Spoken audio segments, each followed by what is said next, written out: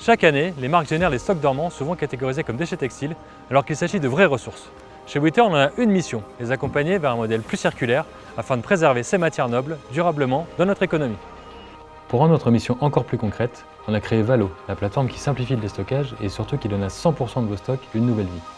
Ça peut passer par l'upcycling, la revente, le recyclage, le don ou d'autres formes de revalorisation.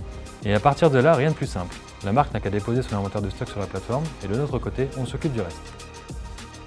Direction Pithiviers chez notre partenaire Cèdre. Ici, on trie les produits en fonction des filières de valorisation sélectionnées par les marques. La première étape consiste à vérifier à l'aide de Packing Mist qu'on ait bien réceptionné l'ensemble des cartons et des palettes. Chaque lot est facilement identifiable grâce à son étiquette.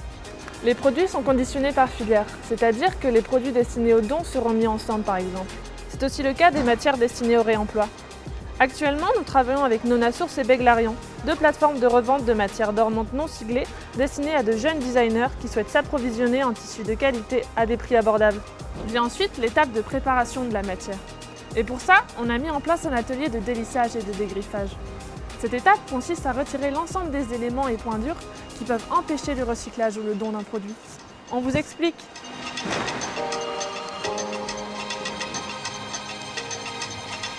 Mais avant ça, afin de vérifier que les lots aient bien été respectés et éviter les erreurs, on surtrie. Puis, les opérateurs traitent la matière avant sa valorisation. Pour cette mission, nous collaborons avec les ateliers Cèdre pour l'inclusion des personnes en situation de handicap. De ce côté de l'atelier, on dégriffe. Concrètement, ça veut dire qu'on retire au produit identifiable tout signe d'appartenance à une marque. Si c'est sur le bouton, on le remplace. Si c'est sur une broderie, on la recouvre par une nouvelle. Ces produits seront ensuite donnés à des associations. Et pour des raisons de propriété intellectuelle, il n'est pas possible de les associer à des marques. Et de l'autre côté de l'atelier, on délisse les produits qui seront recyclés. On retire tous les points durs comme les boutons, les étiquettes ou les fermetures éclairs qui viendraient polluer la matière. Avant d'envoyer les matières vers les filières de valorisation sélectionnées par nos clients, on les stocke.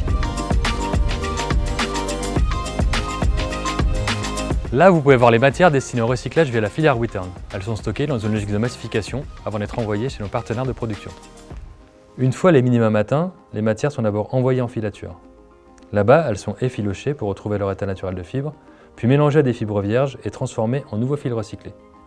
Et c'est grâce à ces fils et nos partenaires tisseurs et tricoteurs que nous pouvons développer nos matières MTA. Certains produits ne peuvent pas être recyclés en boucle fermée. Elles passent dans ce cas dans des filières de downcycling.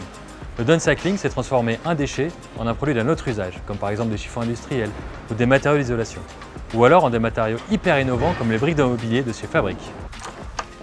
Vous l'aurez compris, Valo permet d'accompagner l'industrie textile vers un modèle plus circulaire, où rien ne se perd, tout se valorise. Que ce soit par le don, le réemploi ou le recyclage, nous garantissons aux marques un avenir plus vertueux à leurs textiles inutilisés et une gestion simplifiée de leur valorisation. De leur côté, elles sont en conformité avec la loi. Et d'une autre, on sauve de la destruction des milliers de textiles pour en faire de nouvelles ressources à faible impact, prêtes à l'emploi.